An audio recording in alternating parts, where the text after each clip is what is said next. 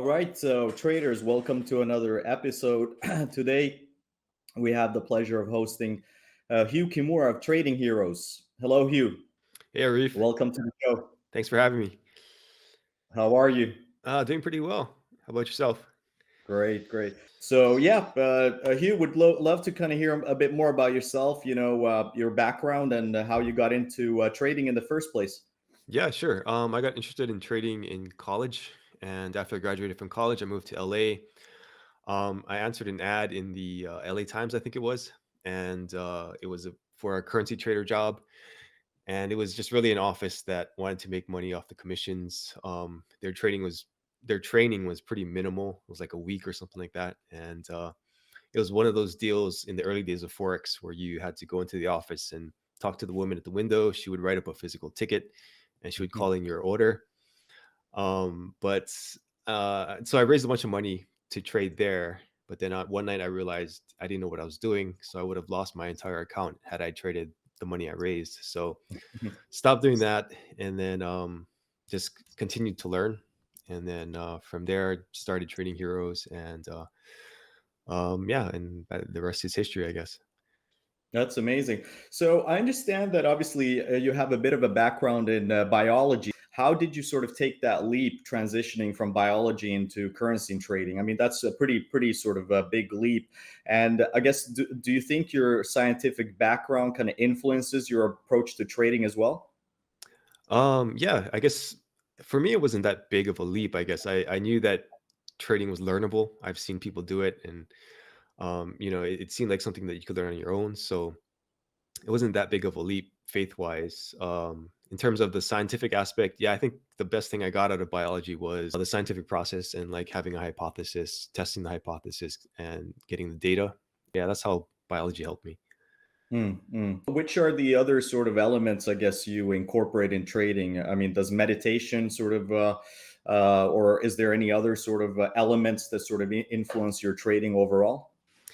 Yeah, I mean, after a few years of losing, you kind of realize that it's a mental game.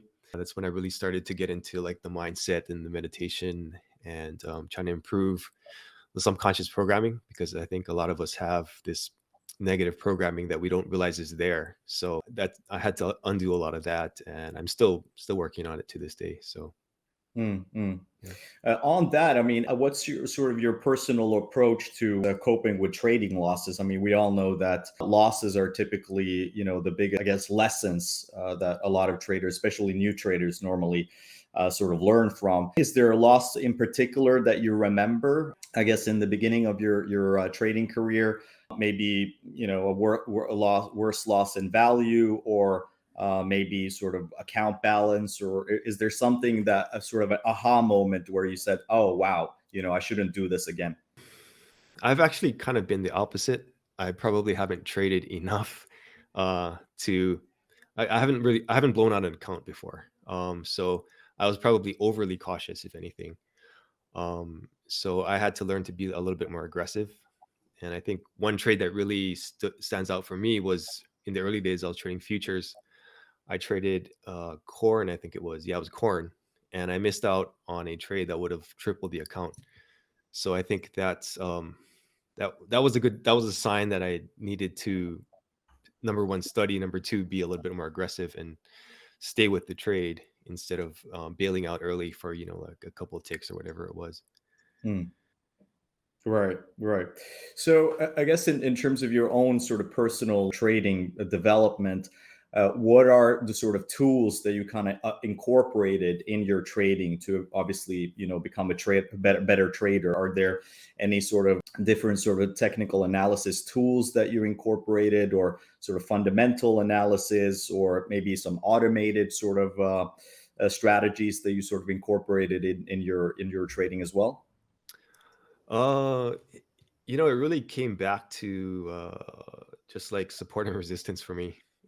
I tried all the fancy indicators and all the EAs and all that stuff, but at the end of the day, support and resistance.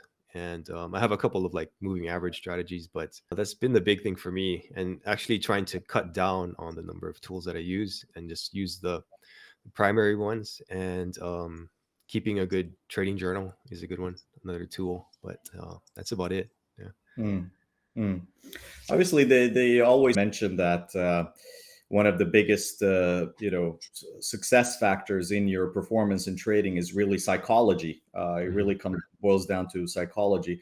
I think what a lot of newbie traders often do is that they overtrade, right? And then they Mhm. start revenge trading, for an example. What would be your sort of advice to a lot of traders to kind of keep tabs on their psychology and kind of obviously minimize losses and enhance performance? Yeah, I mean that's a tough one, right? I think it's really individual to the person, but the best advice I've heard is from my friend Walter, my co-host for the podcast. He says you should take a longer term look at trading and look at it over. You're going to be trading for possibly decades, right? So there's no need to rush into a trade if it's not ideal. There's no need to revenge trade because you can just come back tomorrow and there'd be more opportunities. So I think that's one of the biggest things that helped me at least. Hmm. Interesting. And there's always that debate where a lot of traders sort of discuss, technical analysis versus fundamental analysis. What do you think is best, in your opinion, to sort of follow to become ultimately a successful trader? Um, I think it depends on the personality. I lean more towards technical analysis, but if I'm looking at something like cryptos, then I would maybe look more for fundamentals. So it depends on the market, depends on the person's personality, but I lean more towards the technical side. Hmm. Interesting. So I guess the trading landscape has obviously shifted quite significantly from probably when you started. Would you say there's a big difference in terms of trading forex and cryptos and stocks, for example, in today's environment, versus let's say 10, 15, or 20 years ago? Not a huge difference. Maybe there's more volatility. Things will spike up and down a little bit more, but yeah, not a huge difference in my opinion. Right. Because obviously, a lot of traders, what they normally sort of have difficulty with is sort of adapting to new market cycles and new market dynamics, so to speak. So, you have, trend following traders that do great in trend following, Mhm. markets. But then obviously, when the market dynamics change to sort of sideways movement, they typically are not able to sort of perform. What would you say is the key sort of determining factor to be able to sort of be more of an all-round trader and being able to sort of perform in all of the different market climates and cycles? Yeah, that's a tricky one, right? I think it comes down to two things: either identifying the market correctly, so you have to have some sort of indicator for that, or some sort of criteria for that, if it is a trading market or it's not, or your system has to be robust enough where you've back tested it across multiple market conditions, and it works, across all those market conditions. So you're pretty sure that it'll work most of the time, and you at least understand what the maximum drawdowns are going to be and stuff like that. Hmm. Hmm. Interesting. So effectively, do you think automated sort of signals might help with that, or you just sort of rely totally on manual signals? I'm manual. I think automated can work, but I think it's a very small population of people who can be good automated traders, because you really have to understand what a computer can do and what a computer can't do. And I think that most people don't think that way. So yeah, I don't do too much automation. If anything, it's to open or close a trade, but not to do the whole system. Hmm. Hmm. Interesting. So, obviously, I understand you sort of been a speaker at international trading conferences, and I'm sure you've interacted with hundreds, if not thousands, of traders worldwide. What are the biggest sort of common challenges that you see with a lot of traders? How do you personally sort of address those in your educational programs at Trading Heroes? Yeah, I think the biggest challenge, I think, is people coming in saying, or they think that trading is easy. It's something you could just learn a formula and then apply it and then become successful. But obviously, that's not the case. It takes a lot of practice, it's like any professional sport, right? You have to practice, practice, practice. So what I help traders with is the mindset part, and then developing the system that fits them, and not trying to, follow some guru or something that wants to just tell them that their system is the best. So I think that's the biggest challenge for most traders. Interesting, interesting. So, I guess with your experience as both a trader and an entrepreneur, how do you sort of personally balance, I guess, the fast-paced nature of trading with the demands of, I guess, your other endeavors? What is sort of your tips for, I guess, maintaining a healthy work-life balance? Yeah. So I only have a small number of strategies that I use. I use hedging in forex, so that's pretty. I just check the charts once or twice a day, so that's pretty not very time intensive. And then I have a couple of strategies that are on like longer term charts. So again, I only have to test it like or check it once or twice a day. So yeah, that's how I balance it out. What would you say? What would contribute most for trader success in terms of trading? Do you think it is better for them to trade on a short-term basis, sort of using scalping methods, or do you think a sort of longer-term approach is more the sort of, I guess, the safer option? It really depends on the personality. But I think on the whole, most people are better off starting off with a longer term approach and then scaling that down, instead of starting off as a day trader or a scalper and then trying to like scale up. I think scalping and day trading can kind of get you in trouble in the beginning, especially. So I think it's better to start off maybe 4 hour daily or something like that, and then find some success there, and then scale it down if you want to. Right. So your recommendation would be effectively to start with the sort of longer term swing trades and then try and kind of scale down from there into more sort of shorter time frames. Yeah, totally. And it's much easier to backtest a longer term strategy also. So that's it's easier to find success that way. Exactly. And that kind of really ties into what you were talking about before in terms of the over trading, right? Hmm. I think whenever I've seen traders, the biggest sort of cause of them losing money, in my opinion, is always over trading, right? The Hmm. more you are in the market, the more risk you effectively have. You know, being profitable is also knowing, obviously when to be sort of on the sidelines, actually wait for the, type A setups and, the high probability setups as well. Hmm. Yeah, totally. And I talked to this guy last night actually. He trades the E-mini S&P, and he says he gives himself 2 shots per day. So if he doesn't, whatever happens, win, lose, draw, whatever, he only has 2 shots. So that's a good way to limit how much you trade also. Oh, wow. So he has a rule based sort of trading Yeah. in terms of that he only gives himself two trades a day, and that's pretty much it. Yeah. Yeah. Otherwise, he Wow. says he makes money, or and then he trades some more and then he loses the money. So, you know. Wow. And what's your sort of opinion on obviously mitigating risk in terms of sort of risk management? What do you think traders can really sort of do to obviously manage their risk? Obviously, having stop losses and kind of knowing your risk per trade before entry is one.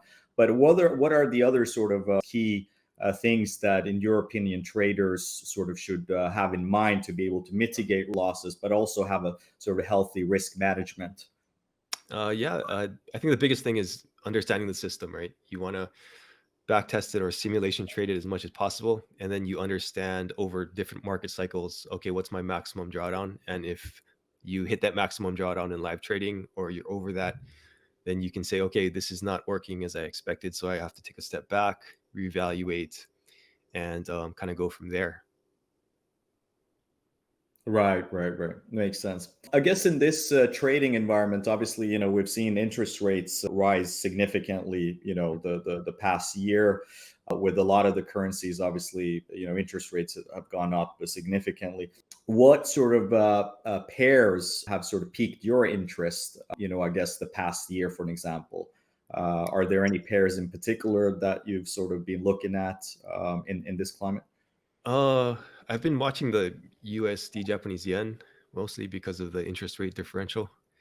So I try to pick it up on on dips, and then try and hold as much as possible just to collect the swap. But Mhm. otherwise, I just trade support and resistance on the rest of them. Okay. And do you only trade sort of currency pairs, or do you sort of look at other, I guess, markets as well in terms of stocks, cryptos?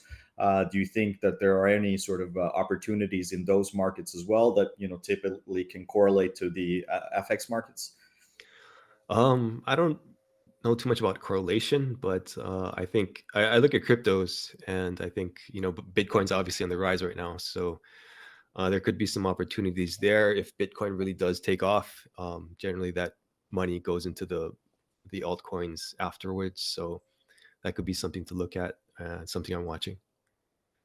Okay. What are your opinions on gold, for an example? Obviously, we've seen gold, some huge Mhm. moves on gold, obviously, rising above the 2K level. Do you think that's going to be sort of continuing to rise given the backdrop, obviously, the Palestine-Israel conflict, for an example? What sorts of opportunities do you see there? I don't really follow the gold market too much. I just kind of like buy some physical and then sock it away. But that's I don't know too much about the gold market, so I wouldn't have an opinion on that. Mm, mm. Interesting. Going back to your background in biology, what is your view on obviously stuff like ESG and sustainable trading, because that's sort of buzzwords that have been sort of popping up the past few years. ESG in terms of like the green Hmm. companies and all that. Yeah. Yeah, I think that's kind of just a money making opportunity in my opinion. It's not a real like metric of what the how well the company's actually protecting the environment or whatever. So I don't get too much into that, but yeah, that's what I think of that. Right. So it's not really anything that sort of keeps you up at night, so to speak. Nah, no, not really. Yeah. So yeah, I guess going into the new year, obviously we're sort of leaving 2023 behind us and going into 2024.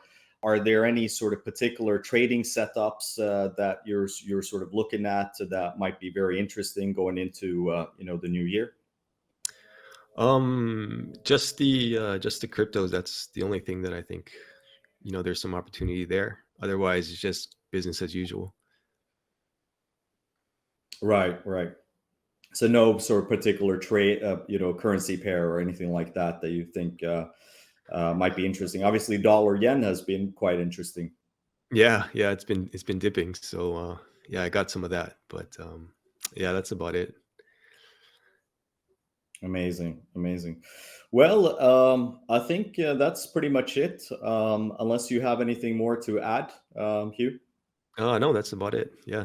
Wow, fascinating stuff, Hugh. Thank you so much. Really appreciate it. Obviously, you coming on. If any of the viewers want to follow Hugh, got his social media handles below: Facebook, Instagram, and Twitter. Please make sure to follow him, Hugh.